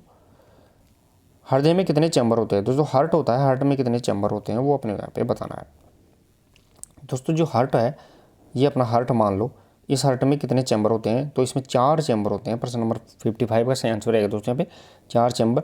उसमें से जो दोनों ऊपर वाले होते हैं वो आलिंद और दोनों नीचे वाले दोनों नीले होते हैं। ध्यान रखना है दोस्तों यहाँ पे दोनों आलिंद दोनों नीले। नेक्स्ट और अगला प्रश्न नंबर 59। प्रश्न नंबर 59 देखिए दोस्तों। प्रश्न नंबर 59 रहेगा दोस्तों यहाँ पे 2 या 2 से अधिक हड्डियाँ जब एक जगह जुड़ जाती है तो वो क्या कहलाता है वो अपने यहाँ पे बताना है। यानी 2 या 2 से अधिक हड्डी एक जगह जुड़ती हैं तो वो क्या कहलाता है। मान लो ये अपनी हाथ है, हाथ में रेडियस और अल्ना हड्डी हो गई, ये कोने का जोड़ आ गया, ये कोने के जोड़ के पास ये ह्यूमरस हड्डी यहाँ पे आके मिल गई, तो ये जोड़ मिल गया 2 या 2 से अधिक हड्डियाँ एक जगह आके मिल गई तो वो क्या कहलाएगी। प्रश्न नंबर 59 का सही आंसर रहेगा दोस्तों यहाँ पे वो जोड़ कहलाएगा, जॉइंट कहलाएगा। ध्यान रखना है, इसे अपन जॉइंट्स के नाम से जानते हैं। नेक्स्ट और अगला प्रश्न नंबर 60। प्रश्न नंबर 60 देखिए दोस्तों। कोशिका का पावर हाउस कहलाता है दोस्तों। यहाँ पे कोशिका का पावर हाउस है वो किसे कहते हैं। साथ ही में इसे अपन कोशिका की स्टोरेज बैटरी के नाम से भी जानते हैं। स्टोरेज बैटरी भी से अपन कह सकते हैं। ध्यान रखना, कोशिका का पावर हाउस भी कह सकते हैं, स्टोरेज बैटरी भी कहते हैं, क्योंकि ये ऊर्जा को अपने अंदर स्टोर करता है। तो प्रश्न नंबर यहाँ पे 60 सही आंसर रहेगा दोस्तों माइटोकॉन्ड्रिया, जिसे अपन सूत्र कणिका के नाम से जानते हैं। इसे अपन सूत्र कणिका भी इसे कहते हैं। नेक्स्ट और अगला प्रश्न नंबर 61 देखें दोस्तों। प्रश्न नंबर 61, मांसपेशियाँ जो इच्छा या दिमाग से संचालित होती है, यानी कौन सी मसल्स है जो अपनी इच्छा और दिमाग से संचालित हो सकती है दोस्तों। मांसपेशियाँ कितने प्रकार की होती है, 3 प्रकार की होती हैं, ऐच्छिक, अनैच्छिक और हृदय मांसपेशी, यानी वॉलेंट्री, इनवॉलेंट्री और कार्डियक मसल्स के नाम से जानते हैं। लेकिन जो अपनी इच्छा से कार्य करती है वो प्रश्न नंबर 61 का सही आंसर रहेगा दोस्तों ऐच्छिक मांसपेशी, इसे अपन रेखित धारीदार मांसपेशी भी कह सकते हैं। ध्यान रखना है। नेक्स्ट और अगला प्रश्न नंबर 62।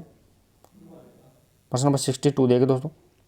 स्टर्नम हड्डी स्थित होती है दोस्तों में स्टर्नम हड्डी है वो कहाँ स्थित होती है वो अपने यहाँ पे बताना है। पैरों में, नाक के पीछे, हाथों में या पसलियों के बीच में स्टर्नम हड्डी कहाँ स्थित होती है दोस्तों। क्लास को भी शेयर करते रहना है दोस्तों। ये जो अपनी पसलियाँ होती है 12 जोड़ी, संख्या में 24 होती है, उनके बीच में जो ये हड्डी पाई जाती है यहाँ पे ध्यान रखना है, ये हड्डी होती है जिससे पसलियाँ जुड़ी हुई होती है बीच में, तो यहाँ पे स्टर्नम हड्डी होती है। तो प्रश्न नंबर 62 का सही आंसर रहेगा दोस्तों पसलियों के बीच में, रिब्स के बीच में जो हड्डी पाई जाती है वो स्टर्नम हड्डी होती है। नेक्स्ट और अगला प्रश्न नंबर 63। प्रश्न नंबर 63 देखिए दोस्तों। कैल्शियम और फास्फोरस मुख्यतः सहायक होते हैं दोस्तों। कैल्शियम और फास्फोरस किस में सहायक होते हैं वो अपने को यहाँ पे बताना है। हड्डियों के निर्माण में, परिसंचरण में, रोगों से बचाव में या पाचन तंत्र में। इजी रहेगा दोस्तों यहाँ पे कैल्शियम और फास्फोरस किस में सहायक होते हैं तो सही आंसर रहेगा दोस्तों यहाँ पे बोन्स के निर्माण में, हड्डियों के निर्माण में और साथ में दांतों के निर्माण में। ध्यान रखना है, हड्डियों और दांतों के निर्माण में कैल्शियम और फास्फोरस इसमें सहायक होता है। नेक्स्ट और अगला प्रश्न नंबर 64 देखिए दोस्तों। प्रश्न नंबर 64। मानव हृदय का वजन होता है, तो जो मानव का जो हार्ट होता है, इस हार्ट का वजन कितना होता है, भार कितना होता है, वो अपने यहाँ पे बताना है। दोस्तों यहाँ पे मेल एंड फीमेल ध्यान रखना है, मेल एंड फीमेल दोनों में लगभग अलग अलग होता है, लेकिन फिर भी इनमें ज़्यादा डिफरेंस नहीं पाया जाता, लगभग 50 ग्राम के लगभग इसमें अंतर पाया जाता है।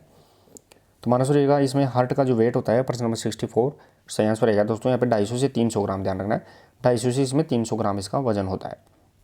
नेक्स्ट और अगला प्रश्न नंबर 65, प्रश्न नंबर 65 देखिए दोस्तों, प्रश्न नंबर 65 रहेगा दोस्तों, वो रहने वाला है मानव का सामान्य रक्तचाप कितना होता है। जो मनुष्य है, मनुष्य की सामान्य रक्तचाप जिसे अपन ब्लड प्रेशर के नाम से जानते हैं, बीपी कह सकते हैं इसे अपन ब्लड प्रेशर, ये कितना होता है दोस्तों। यहाँ पे ब्लड प्रेशर है, रक्तचाप है, तो इसकी जो मापन है तो किसके द्वारा किया जाता है, तो स्टेथोस्कोप, ध्यान रखना है स्टेथोस्कोप के द्वारा इसका मेजरमेंट किया जाता है। स्टेथोस्कोप, सॉरी दोस्तों मैंने गलत बताया, स्टेथोस्कोप नहीं रहेगा यहाँ पे स्पेग्नोमेनोमीटर, ध्यान रखना स्टेथोस्कोप के द्वारा तो अपन हार्ट से संबंधित काम करते हैं, फेफड़ों, तो यहाँ पे बीपी का मापन किससे करते हैं, वो स्पेग्नोमेनोमीटर, ध्यान रखना स्पेग्नोमेनोमीटर के द्वारा इसका मापन किया जाता है। तो सामान्य रक्तचाप कितना होता है दोस्तों, यहाँ पे प्रश्न नंबर 65 का सही आंसर रहेगा दोस्तों 120/80 mmHg, ध्यान रखना है दोस्तों यहाँ पे 80 mmHg, 120/80 mmHg। और आजकल तो ध्यान रखना है दोस्तों 130/90 भी यहाँ पे इसको सही मान लिया जाता है, नॉर्मल मान लिया जाता है। नेक्स्ट और अगला प्रश्न नंबर 66 देखिए दोस्तों, प्रश्न नंबर 66,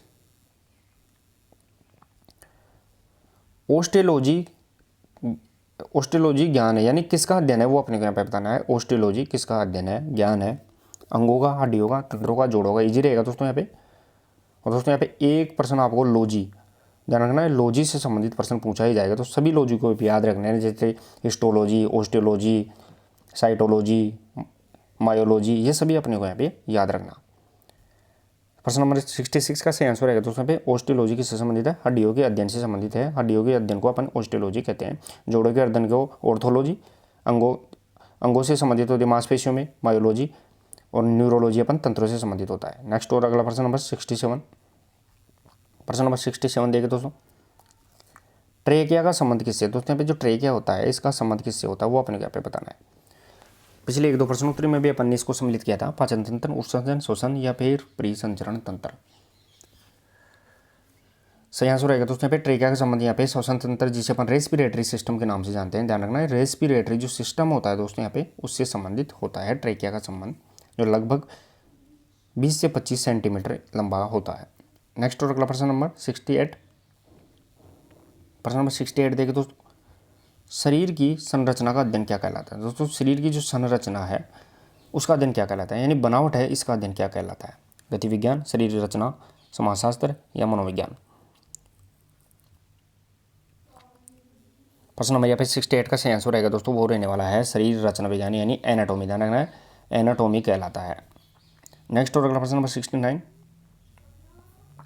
प्रश्न नंबर 69 देखिए दोस्तों, परिसंचरण तंत्र का मुख्य अंग कौन सा है। दोस्तों यहाँ पे परिसंचरण का मतलब वो हो गया दोस्तों यहाँ पे रक्त परिसंचरण, तो इसका मुख्य अंग कौन सा है, यकृत, हृदय, वृक्क या फेफड़े, यानी लीवर, हार्ट, लंग्स या फिर किडनी, वो अपने यहाँ पे बताना है मुख्य अंग। परिसंचरण का मतलब हो गया दोस्तों रक्त परिसंचरण, इसका मुख्य अंग कौन सा है, प्रश्न नंबर यहाँ पे 69। और सही आंसर रहेगा दोस्तों हार्ट होता है, वो रक्त परिसंचरण का प्रमुख अंग होता है। और रक्त परिसंचरण की खोज किसने की थी दोस्तों, वो भी अपने को यहाँ पे ध्यान रखना है, विलियम हार्वे के द्वारा रक्त परिसंचरण की खोज की गई थी। नेक्स्ट और अगला प्रश्न नंबर 70, प्रश्न नंबर 70 देखिए दोस्तों, लोहे की कमी से शरीर में कौन सा रोग होता है। दोस्तों यहाँ पे आयरन की कमी से अगर शरीर में कौन सा रोग होता है वो अपने को यहाँ पे बताना है, एनीमिया, स्क्रिवी, बेरीबेरी या हेमरेज। लोहे की कमी से, लोहे का दोस्तों अपन आयरन बोल सकते हैं। प्रश्न नंबर 70 सही आंसर रहेगा तो आयरन की कमी से शरीर में एनीमिया यानी रक्त की कमी हो जाती है, खून की कमी हो जाती है, ध्यान रखना आयरन की कमी से खून की कमी हो जाती है, जिसे अपन एनीमिया हो जाता है। नेक्स्ट और अगला प्रश्न नंबर 71, प्रश्न नंबर 71 देखिए दोस्तों, शरीर का 70% हिस्सा बना होता है, यानी शरीर का लगभग 70% हिस्सा वो किससे बना होता है, पानी से, मांसपेशियों से, अंगों से, हड्डियों से। दोस्तों यहाँ पे 70 बोल सकते हैं, 70 से 75 भी बोल सकते हैं अपन इससे, वो किसका बना हुआ होता है। प्रश्न नंबर यहाँ पे 71 सही आंसर रहेगा दोस्तों, पानी से लगभग 70 से 75 हिस्सा शरीर का बना हुआ होता है। नेक्स्ट और अगला प्रश्न नंबर 72, प्रश्न नंबर 72 देखिए दोस्तों, कोशिकाओं के समूह को क्या कहते हैं दोस्तों? यहाँ पे कोशिकाओं के समूह को अपन क्या कहते हैं वो अपने को यहाँ पे बताना। दोस्तों पूरा शरीर है अपना वो किस प्रकार बना हुआ है, आप प्ले लिस्ट में जाकर आसानी से एनाटॉमी की क्लासेस देख सकते हो, वहाँ पे इजीली समझाया गया है थ्योरी क्लास में। तो शरीर का कोशिकाओं से मिलकर बनाता है। कोशिकाओं के समूह को अपन उत्तक यानी टिश्यू, उत्तकों के समूह को अपन कोशिकाओं के समूह यानी शरीर सबसे छोटी अंग इकाई कौन सी? कोशिका, कोशिकाओं के समूह को उत्तक, उत्तक से मिलकर अंग, अंग से मिलकर तंत्र और तंत्र से मिलकर पूरा शरीर। इस प्रकार ये सिस्टम चलता रहता है। तो कोशिकाओं के समूह को अपन क्या कहते हैं दोस्तों? यहाँ पे उत्तक कहेंगे, ध्यान रखना। सही आंसर रहेगा दोस्तों यहाँ पे टिश्यू यानी उत्तक। प्रश्न नंबर 72। नेक्स्ट और अगला प्रश्न नंबर 73। प्रश्न नंबर 73 देखिए दोस्तों, 1 ग्राम प्रोटीन बराबर होता है यानी 1 ग्राम प्रोटीन में कितनी कैलोरी अपने को यहाँ पे मिलती है? दोस्तों अपन ने पहले भी देख लिया था प्रोटीन में कितनी कैलोरी मिलती है। प्रश्न नंबर यहाँ पे 73 और सही आंसर रहेगा दोस्तों यहाँ पे 4 किलो कैलोरी, जिससे अपन 4.1 भी इसे अपन ध्यान रखना है, 4 या 4.1 रहेगा दोस्तों यहाँ पे। नेक्स्ट और अगला प्रश्न नंबर 74। प्रश्न नंबर 74 देखिए दोस्तों, मरकरी का गुणांक क्या है? दोस्तों ये प्रश्न पूछा गया था शारीरिक शिक्षक भर्ती 2013, ध्यान रखना है 2013 के अंदर पूछा गया था। मरकरी का गुणांक क्या होता है दोस्तों? यहाँ पे मरकरी का गुणांक क्या होता है वो अपने को यहाँ पे बताना है। प्रश्न नंबर यहाँ पे 74 सही आंसर रहेगा दोस्तों, वो रहने वाला है mmHg, यानी जिसे अपन बीपी मापते हैं वो मरकरी से पारा होता है उसके अंदर ये 120/80 हम mmHg के नाम से जानते हैं। तो वो मरकरी के पारे के गुणांक पर मापा जाता है। नेक्स्ट अगला प्रश्न नंबर 75। प्रश्न नंबर 75 देखिए दोस्तों, कुंभक का संबंध किससे है वो अपने को यहाँ पे बताना है। कुंभक का संबंध किससे होता है? प्रत्याहार, धारणा, प्राणायाम या धारणा, ध्यान। कुंभक का दोस्तों 3 शब्द आते हैं, एक पूरक, कुंभक और रेचक। पूरक, कुंभक और रेचक, ध्यान रखना है दोस्तों, ये 3 शब्द आते हैं, पूरक, कुंभक, रेचक। तो कुंभक का संबंध किससे रहेगा दोस्तों? यहाँ पे प्राणायाम। प्रश्न नंबर 75 सही आंसर रहेगा दोस्तों यहाँ पे प्राणायाम से। तो पूरक यानी श्वास लेना, कुंभक रोकना, रेचक छोड़ना, ये शब्द अपने यहाँ पे शामिल किए जाते हैं। नेक्स्ट और अगला प्रश्न नंबर 76। प्रश्न नंबर 76 देखिए दोस्तों, स्थिर सुगम आसनम, ये परिभाषा किसकी है वो अपने को यहाँ पे बताना है। स्थिर सुगम आसनम परिभाषा किससे संबंधित है? यानी सुखपूर्वक बैठना ही आसन कहलाता है। इसका हिंदी में अर्थ देखें तो सुखपूर्वक बैठना ही आसन है, ये परिभाषा किसकी है? इजी रहेगा दोस्तों यहाँ पे प्रश्न नंबर 76, यानी आसन की परिभाषा है स्थिर सुखम आसनम। नेक्स्ट और अगला प्रश्न नंबर 77।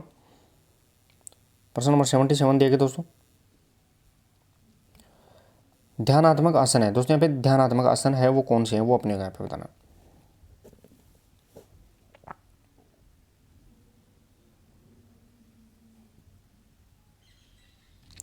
दोस्तों यहाँ पे ध्यानात्मक आसन कौन से है वो अपने को यहाँ पे बताना है। प्रश्न नंबर 77 का सही आंसर रहेगा दोस्तों यहाँ पे ध्यानात्मक आसन वो पद्मासन, ध्यान रखना है, और वज्रासन होते हैं वो ध्यानात्मक आसन होते हैं। नेक्स्ट और अगला प्रश्न नंबर 78। दोस्तों यहाँ पे प्रश्न नंबर 78 को एडजस्ट करना है, 2 स्लाइड्स के अंदर है, ये पे ध्यान रखना है। थोड़ा सा मैं इसको जूम आउट कर लेता हूँ ताकि 2 ऑप्शन और आपको मिल जाए देखने को। देखिए दोस्तों यहाँ पे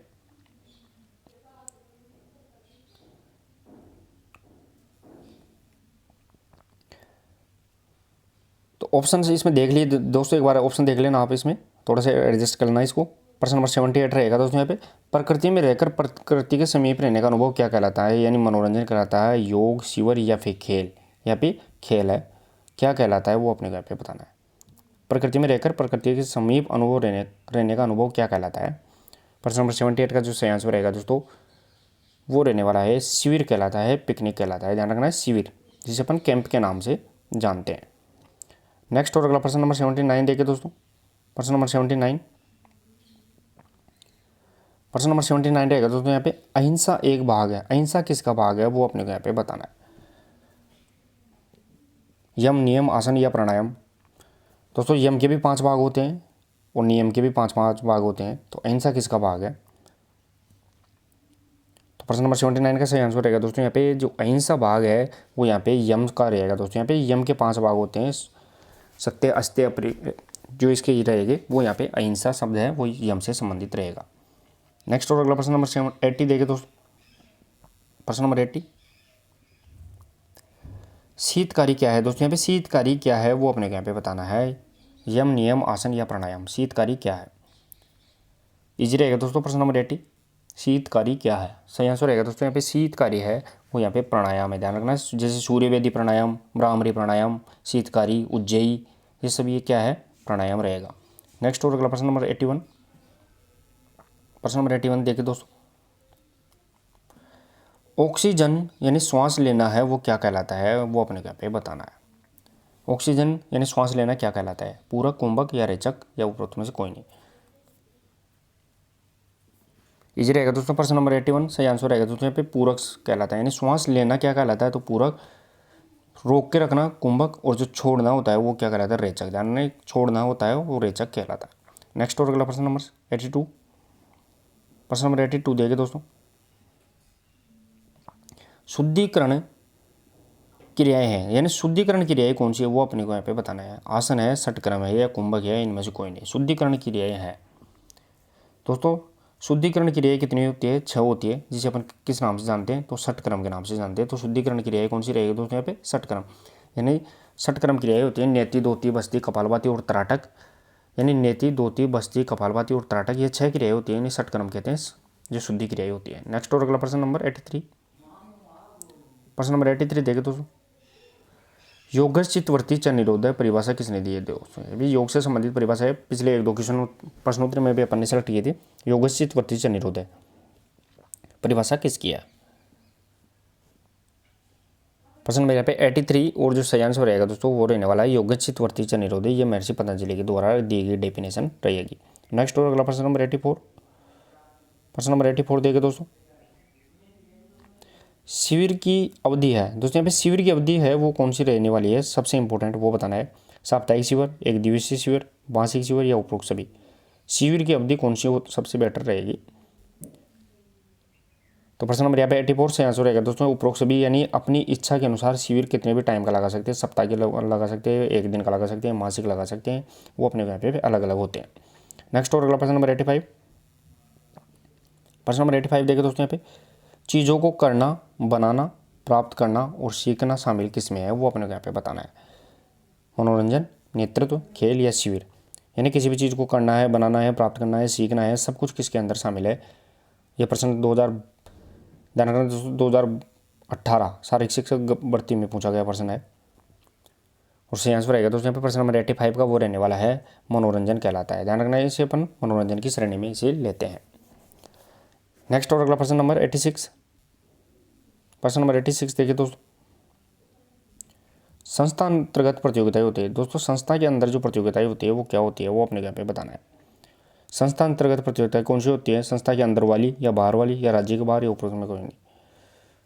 प्रश्न नंबर 86 से ये आंसर रहेगा दोस्तों, संस्था के अंदर जो प्रतियोगिताएं होती है उसे अपन संस्था अंतर्गत प्रतियोगिता कहते हैं। इसे अपन इंट्रामूरल के नाम से भी जानते हैं, ध्यान रखना, इंट्रामूरल के इसे नाम से भी अपन इसे जानते हैं। नेक्स्ट और अगला प्रश्न नंबर 87, प्रश्न नंबर 87 देखिए दोस्तों, आरामदायक आसन है दोस्तों, यहाँ पे आरामदायक आसन है वो कौन सा है, वो अपने क्या बताना है। शीर्षासन, शवासन, मयूरासन या फिर चक्रासन। आरामदायक आसन कौन सा है दोस्तों, सभी आसनों को करने के बाद में यह आसन किया जाता है। तो प्रश्न नंबर 87 और सही आंसर रहेगा दोस्तों यहाँ पे शवासन होता है, उसे अपन आरामदायक आसन कहते हैं, और सभी आसन करने के बाद में यह अनिवार्य किया जाता है। जितने भी आसन करते हैं उसके बाद में किया जाता है। शवासन का अर्थ होता है दोस्तों मृत व्यक्ति के जो शरीर पड़ा रहता है वैसे पड़ा रहता है। नेक्स्ट और अगला प्रश्न नंबर 88 देखिए दोस्तों, प्रश्न नंबर 88, कैंप फायर समिति होती है दोस्तों, यहाँ पे कैंप फायर समिति किस में होती है वो अपने यहाँ पे बताना है। मनोरंजन में, शिविर में, नेतृत्व में या उपरोक्त में से कोई नहीं। कैंप फायर समिति इजी रहेगा दोस्तों। प्रश्न नंबर 88 और सही आंसर रहेगा दोस्तों कैंप फायर समिति वो शिविर यानी कैंप से संबंधित होती है। नेक्स्ट और अगला प्रश्न नंबर 89, प्रश्न नंबर 89 देखिए दोस्तों, मनोरंजन केंद्र की व्यवस्था होती है दोस्तों, जो मनोरंजन केंद्र है इसकी व्यवस्था क्या होती है वो अपने यहाँ पे बताना है। इंडोर गतिविधियों में, आउटडोर गतिविधियों में, चलचित्र में या उपरोक्त में सभी मनोरंजन केंद्र की व्यवस्था होती है। रिक्रिएशन जो सेंटर होता है उसकी व्यवस्था कौन सी होती है। प्रश्न नंबर 89 और सही आंसर रहेगा दोस्तों यानी उपरोक्त सभी इंडोर, आउटडोर और जो चलचित्र होते हैं यानी फिल्में होती हैं उनसे संबंधित यहाँ पे सभी व्यवस्थाएं रिक्रिएशन सेंटर की रहेगी दोस्तों। नेक्स्ट और अगला प्रश्न नंबर 90, प्रश्न नंबर 90 देखिए दोस्तों, किसी अच्छे शिविर के आयोजन के लिए आयोजन हेतु में चाहिए, यानी कोई भी शिविर है वो अच्छा संपादित होता है इसके लिए अपन को क्या चाहिए, आयोजक चाहिए, भोजन व्यवस्था प्रबंधक चाहिए, उचित समय चाहिए या फिर उपरोक्त सभी। चले दोस्तों यहाँ पे प्रश्न नंबर 19 सही आंसर रहेगा दोस्तों यहाँ पे उपरोक्त सभी व्यवस्थाएं अपने को यहाँ पे चाहिए जिस कारण कोई भी अच्छा शिविर सफल हो सकता है। नेक्स्ट और अगला प्रश्न नंबर 91, प्रश्न नंबर 91 देखिए दोस्तों, नोली जो नौली का संबंध किससे है दोस्तों, यहाँ पे नौली है, इसका संबंध किससे रहेगा? आसन, प्रत्याहार, प्राणायाम या षटक्रम। दोस्तों षटक्रम में कितनी क्रियाएं होती हैं? 6 क्रियाएं होती है, जिसे अपन शुद्धि क्रियाओं के नाम से भी जानते हैं। ध्यान रखना है दोस्तों, शुद्धि क्रियाएं, जिसमें नेति, दोती, बस्ती, कपालभाति और नौली इसमें क्रियाएं आती है। तो प्रश्न नंबर 91 सही आंसर रहेगा दोस्तों, षटक्रम से संबंधित क्रिया रहेगी। नेक्स्ट और अगला प्रश्न नंबर 92। दोस्तों प्रश्न नंबर 92 देखिए, थोड़ा सा एडजस्ट कर लेना है इसको फिर से। प्रश्न नंबर 92 रहेगा दोस्तों यहाँ पे रेक्टस एब्डोमिनिस मांसपेशी घूमती है, यानी रेक्टस एब्डोमिनिस मांसपेशी वो किससे घूमती है वो अपने को यहाँ पे बताना है। सबसे पहले तो रेक्टस एब्डोमिनिस मांसपेशी कहाँ पाई जाती है दोस्तों? जो पेट होता है, ये अपना स्टमक है या पेट का भाग होता है, जिसमें अपन 6 पैक के नाम से जानते हैं। पेट होता है, पेट में 6 पैक की जो मांसपेशी आती है सामने, वो यहाँ पे ध्यान रखना है, वहाँ पे पाया जाता है रेक्टस एब्डोमिनिस मांसपेशी। तो ये किससे घूमती है वो अपने को यहाँ पे बताना है। कौन सी क्रिया से? प्रश्न नंबर 92 सही आंसर रहेगा दोस्तों यहाँ पे नौली क्रिया के द्वारा, जैसे बाबा रामदेव घुमाता है ना दोस्तों, बाबा रामदेव इसे पेट को गोल गोल घुमाता है, वो नौली क्रिया। तो गोल गोल घुमाने से कौन सी मांसपेशी रहेगी? रेक्टस एब्डोमिनिस मांसपेशी इसमें घूमती है। नेक्स्ट और अगला प्रश्न नंबर 93। प्रश्न नंबर 93 देखिए दोस्तों, त्राटक होती है दोस्तों यहाँ पे, त्राटक क्या है वो अपने को यहाँ पे बताना है। कपालभाति के लिए, एकाग्रता के लिए, प्राणायाम के लिए या ऊर्जा के लिए। कपाल त्राटक क्यों होती, क्यों की जाती है दोस्तों? यहाँ पे त्राटक जो षटक्रम से संबंधित है, 6 क्रियाओं में जो शुद्धि क्रिया है उनसे संबंधित होती है। तो क्यों की जाती है प्रश्न नंबर 93 बताना है। और सही आंसर रहेगा दोस्तों एकाग्रता यानी कॉन्सेंट्रेशन के लिए यहाँ पे त्राटक की जाती है। नेक्स्ट और अगला प्रश्न नंबर 94। प्रश्न नंबर 94 देखिए दोस्तों, बंध है दोस्तों यहाँ पे, बंध है वो कौन से हैं? जालंधर बंध, उड़ान बंध, मूलबंध या उपरोक्त सभी। दोस्तों यहाँ पे बंध शब्द है वो किससे संबंधित है? प्रश्न नंबर 94 सही आंसर रहेगा दोस्तों बंध है, जिसे अपन जालंधर बंध, उड़ान बंध, मूलबंध और चौथा इसमें आता है वो महाबंध आता है। ध्यान रखना है महाबंध, तो ये इससे बंध शब्द होते हैं।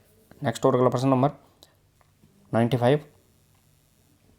प्रश्न नंबर 95 देखिए दोस्तों, शारीरिक शिक्षा का उद्देश्य है दोस्तों, यानी फिजिकल एजुकेशन है, इसका उद्देश्य क्या है वो अपने को बताना है। शारीरिक विकास, मानसिक, सामाजिक या सर्वांगीण विकास। दोस्तों यहाँ पे शारीरिक शिक्षा का उद्देश्य पूछा जाए और उसमें सर्वांगीण शब्द मिल जाए तो अपने को सीधा सीधा इसका आंसर लगा देना है, ओवरऑल डेवलपमेंट यानी होल डेवलपमेंट, सर्वांगीण विकास रहेगा दोस्तों। प्रश्न नंबर 95 सही आंसर रहेगा दोस्तों यहाँ पे सर्वांगीण विकास। नेक्स्ट और अगला प्रश्न नंबर 96। प्रश्न नंबर 96 देखिए दोस्तों, शारीरिक शिक्षा का क्षेत्र है दोस्तों, फिजिकल एजुकेशन का स्कोप कौन सा है वो अपने को यहाँ पे बताना है। क्षेत्र कौन सा है, क्षेत्र बताना है अपने को यहाँ पे। आत्मरक्षा में, जिम्नास्टिक में, योग में या उपरोक्त में। फिजिकल एजुकेशन का क्षेत्र पूछा गया है, scope of physical education.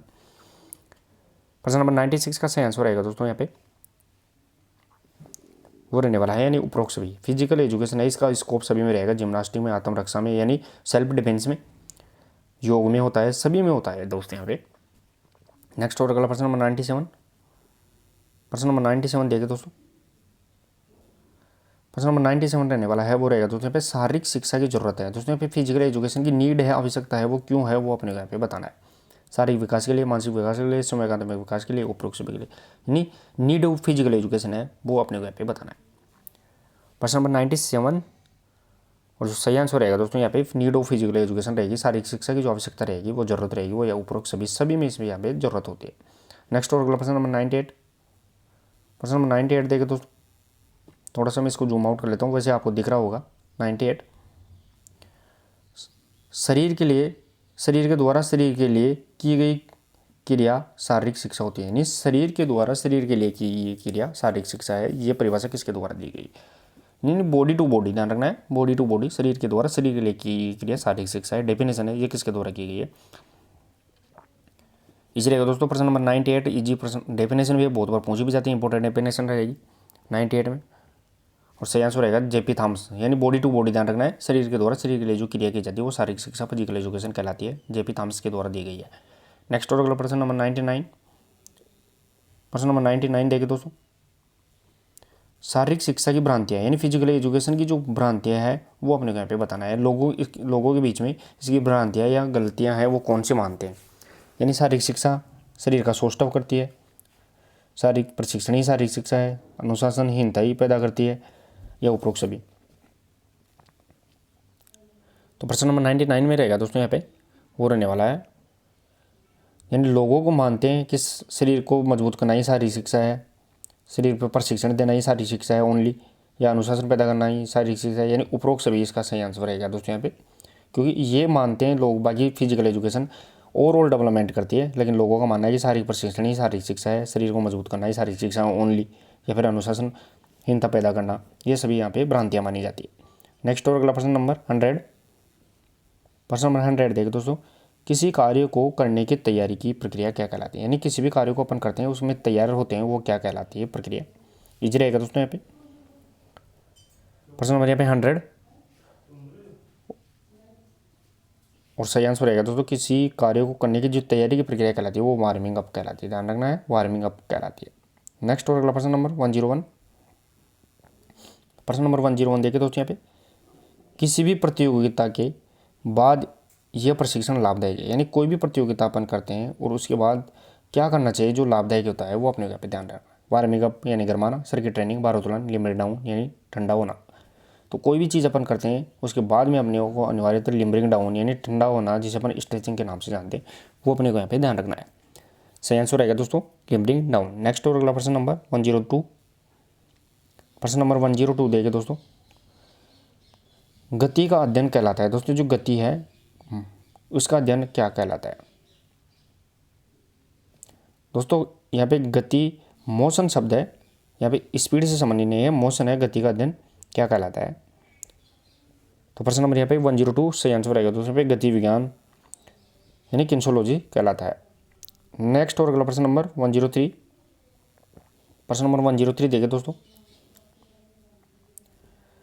Rajasthan में शारीरिक शिक्षा व खेल विश्वविद्यालय स्थापित किया जाएगा। दोस्तों यहाँ पे राजस्थान में शारीरिक शिक्षा और खेल विश्वविद्यालय कहाँ है।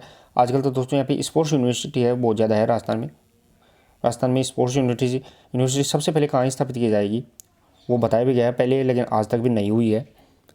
तो 103 ध्यान रखना है। प्रश्न नंबर 103 103 में सही आंसर रहेगा दोस्तों झुंझुनू स्पोर्ट्स यूनिवर्सिटी सिर्फ कागजों के अंदर है दोस्तों यहाँ पे, यानी फाइलों के अंदर है। अभी तक भी राजस्थान के अंदर खेल विश्वविद्यालय है वो यहाँ पे नहीं बना है। नेक्स्ट और अगला प्रश्न नंबर 104।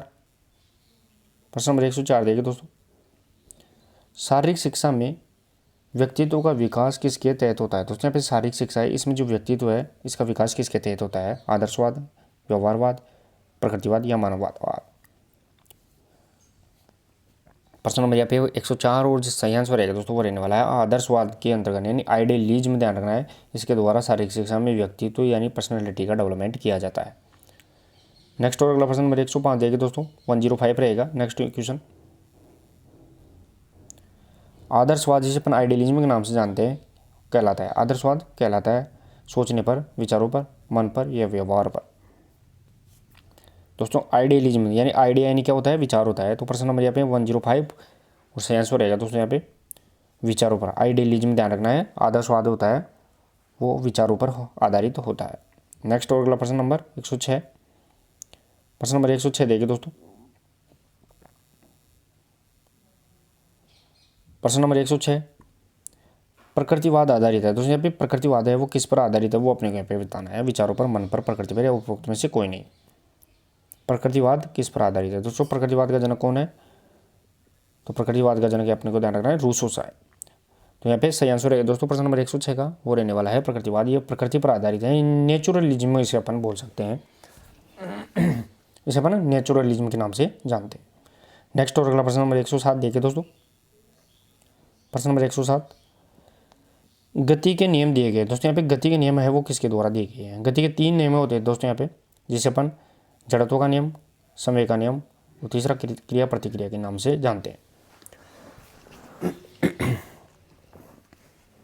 गति के नियम दिए गए थे किसके द्वारा दिए गए थे। प्रश्न नंबर यहाँ पे 107 और जो सही आंसर निकल के आ गया है दोस्तों यहाँ पे न्यूटन के द्वारा गति के नियम दिए गए थे। सही आंसर रहेगा दोस्तों यहाँ पे न्यूटन, जो 1687 के अंदर यहाँ पे दिए गए थे। नेक्स्ट और अगला प्रश्न नंबर 108 देखिए दोस्तों। प्रश्न नंबर 108 यह आदर्श है परंतु हमेशा उपस्थित रहता है गति के अंदर, वो कौन सा है वो अपने यहाँ पे बताना है। दोस्तों पहले अपन ने बहुत बार ये प्रश्न भी सम्मिलित किया है पिछली प्रश्न उत्तरी में। आदर्श है परंतु हमेशा उपस्थित रहता है गति। गति होती है दोस्तों स्पीड होती है, इसमें उपस्थित क्या रहेगा, स्पीड किससे मिलेगी अपने को यहाँ पे ध्यान रखना है। प्रश्न नंबर 108 में वो रहेगा दोस्तों यहाँ पे फोर्स हमेशा आदर्श है दिखाई नहीं देता है बल, लेकिन वो गति में हर बार उपस्थित रहता है क्योंकि बल लगने पर ही गति अपने को मूवमेंट मिलता है। नेक्स्ट और अगला प्रश्न नंबर 109। प्रश्न नंबर 109 देखिए दोस्तों, यह लिगामेंट की चोट है। दोस्तों यहाँ पे लिगामेंट की चोट कौन सी है वो अपने को यहाँ पे बताना है। दोस्तों लिगामेंट क्या करता है, बोन टू बोन, ध्यान रखना है, बोन टू बोन, हड्डी को हड्डी से जोड़ने का काम करता है। यानी जो एक हड्डी होती है दोस्तों, ये मान लो कोई हड्डी है, इसको दूसरी हड्डी से जोड़ने का काम कौन कर रहा है, यहाँ पे वो लिगामेंट कर रहा है। तो ये लिगामेंट की चोट कौन सी होती है, प्रश्न नंबर यहाँ पे 109 और सही आंसर रहेगा। दोस्तों मोच होती है, स्प्रेन होती है, ध्यान रखना, मोच को अपन इंग्लिश में बोलते हैं स्प्रेन, ये लिगामेंट की चोट होती है। बहुत बार क्वेश्चन पूछा जाता है। नेक्स्ट और अगला प्रश्न नंबर 110, प्रश्न नंबर 110 देखिए दोस्तों यहाँ पे, यह नरम उत्तक की चोट है, यानी सॉफ्ट टिश्यू इंजरी कौन सी है वो अपने को यहाँ पे बताना है। हड्डी टूटना, खींचना, मोच या रगड़, यह नरम उत्तक चोट है। प्रश्न नंबर 110 बताना है दोस्तों यहाँ पे। दोस्तों यहाँ पे रगड़ होती है वो त्वचा की चोट होती है, मोच होती है वो लिगामेंट की चोट है, हड्डी का टूटना फ्रैक्चर कहलाता है। तो सही आंसर रहेगा दोस्तों यहाँ पे खिंचाव होता है वो यहाँ पे नरम यानी सॉफ्ट टिश्यू की इंजरी रहेगी। दोस्तों यहाँ पे खिंचाव जिसे अपन स्प्रेन के नाम से जानते हैं। नेक्स्ट और अगला प्रश्न नंबर 111, प्रश्न नंबर 111 देखिए दोस्तों यहाँ पे, ये मांसपेशी की चोट है, यानी मसल्स की चोट कौन सी है वो अपने को यहाँ पे बताना है। रगड़, मोच, खिंचाव या हड्डी का टूटना, मांसपेशी की चोट कौन सी है वो अपने को यहाँ पे बताना है।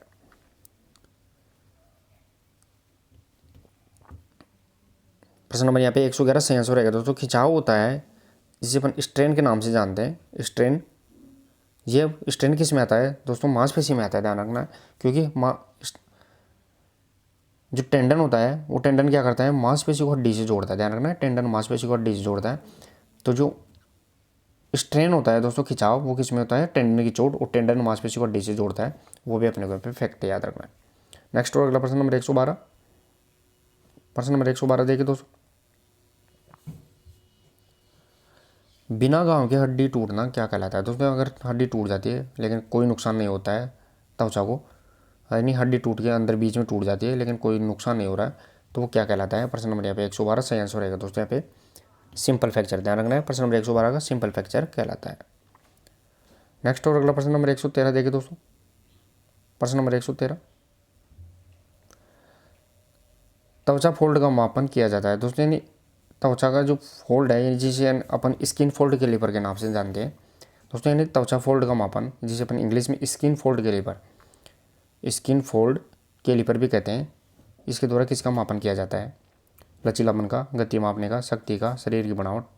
प्रश्न नंबर 113 और जो सही आंसर रहेगा दोस्तों शरीर की बनावट, जिसे अपन बॉडी कंपोजिशन के नाम से जानते हैं, जिसे अपन बॉडी कंपोजिशन के नाम से जानते हैं। पूछा गया प्रश्न है दोस्तों यहाँ पे, स्किन फोल्ड कैलिपर के द्वारा किसका मापन किया जाता है, स्किन, शरीर बनावट या बॉडी कंपोजिशन का।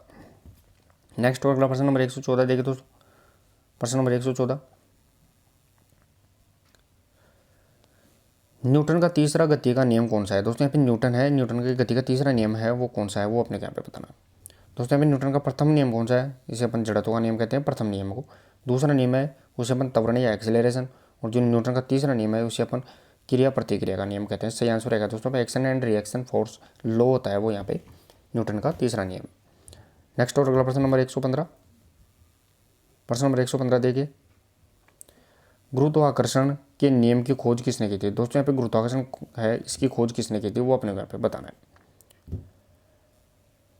प्रश्न नंबर यहाँ पे 115 सही आंसर रहेगा दोस्तों यहाँ पे गुरुत्वाकर्षण की खोज है वो न्यूटन के द्वारा की थी, यानी न्यूटन ने गुरुत्वाकर्षण, साथ में दोस्तों न्यूटन ने जो गति के नियम है उनकी खोज भी की थी। नेक्स्ट और अगला प्रश्न नंबर 116 देखिए दोस्तों, प्रश्न नंबर 116, यूएसए में शारीरिक शिक्षा, स्वास्थ्य व मनोरंजन के क्षेत्र में कौन सी संस्था कार्य करती है वो अपने को यहाँ पे बताना है। यूएसए का मतलब दोस्तों अमेरिका के अंदर शारीरिक शिक्षा के अंदर, स्वास्थ्य के अंदर और मनोरंजन के क्षेत्र में जो कार्य करता है वो संस्था कौन सी रहेगी दोस्तों आप। प्रश्न नंबर यहाँ पे 116 और सही आंसर रहेगा दोस्तों वो रहने वाला है आपर, ध्यान रखना है। आपर यहाँ पे कार्य करती है, आपर यूथ के नाम से भी अपन इसे जानते हैं, आपर। और दोस्तों आपर में स्पेलिंग का अपने को यहाँ पे याद रखना है, AAHPER आती है। ये प्रश्न बहुत बार पूछा गया है, AAPH नहीं आएगा दोस्तों, यहाँ पे पहले H आएगा, AAHPER, यानी American alliance health and physical education and recreational activities के नाम से इसे जाना जाता है। नेक्स्ट और अगला प्रश्न नंबर 117 देखिए दोस्तों, प्रश्न नंबर 117,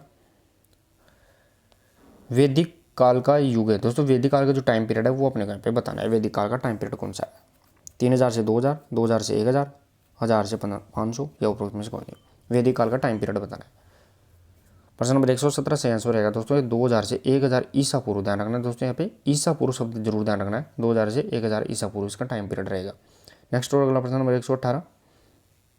प्रश्न नंबर 118 देखिए दोस्तों, शारीरिक शिक्षा का स्वर्ण युग कहते हैं, यानी फिजिकल एजुकेशन का गोल्डन टाइम पीरियड किसे कहा जाता है? उत्तर एथेंस काल को, स्पार्टा को, होमर काल को, या इनमें से कोई नहीं। शारीरिक शिक्षा का गोल्डन पीरियड, प्रश्न नंबर यहाँ पे 118 और सही आंसर रहेगा दोस्तों वो रहने वाला है उत्तर एथेंस काल है, वो फिजिकल एजुकेशन का गोल्डन टाइम पीरियड कहलाएगा।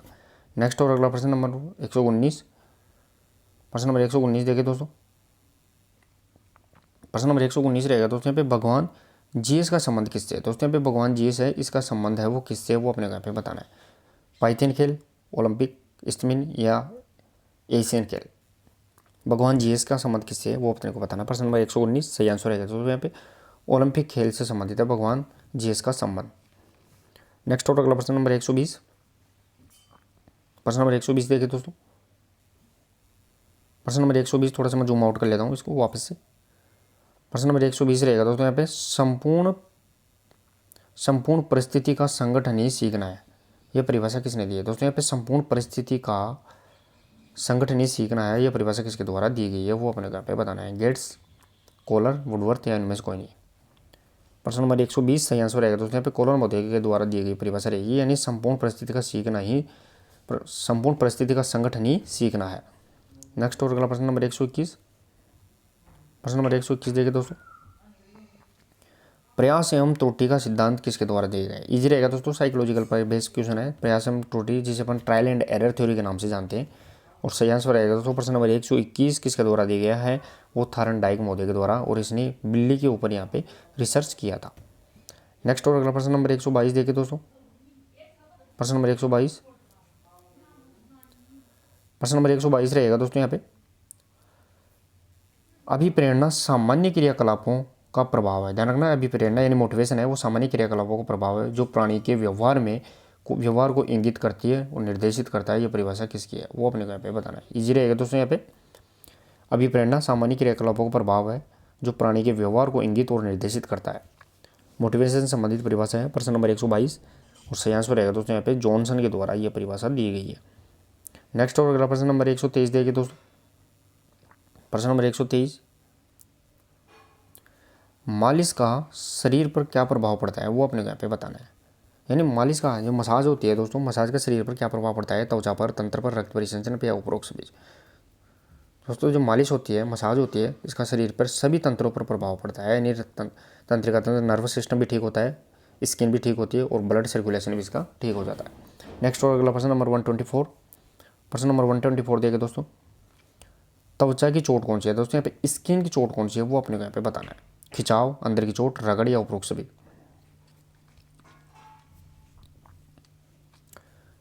त्वचा की चोट कौन सी है? 124 बताना है, सही आंसर है दोस्तों यहाँ पे रगड़, जिसे अपन एब्रेजन के नाम से जानते हैं, इसे अपन एब्रेजन, साथ में दोस्तों इसे अपन स्ट्रॉबेरी के नाम से भी इसे जानते हैं।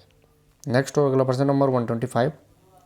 प्रश्न नंबर 125 देखिए दोस्तों यहाँ पे थॉमस कप का संबंध है। दोस्तों यहाँ पे थॉमस कप का संबंध किससे है वो अपने को यहाँ पे बताना है।